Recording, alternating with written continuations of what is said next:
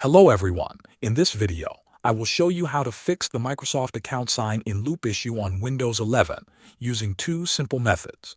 First, we will clear the account cache using safe mode. Start by restarting your computer and booting into safe mode with networking. You can do this by holding the Shift key while clicking Restart, then going to Troubleshoot, Advanced Options, Startup Settings, and selecting Safe Mode with networking.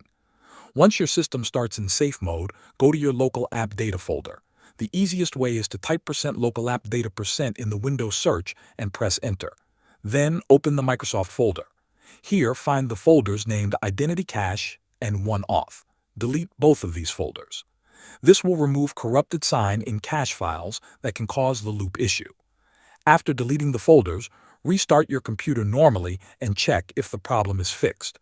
If the issue is still there, you can enable the built-in administrator account to regain access.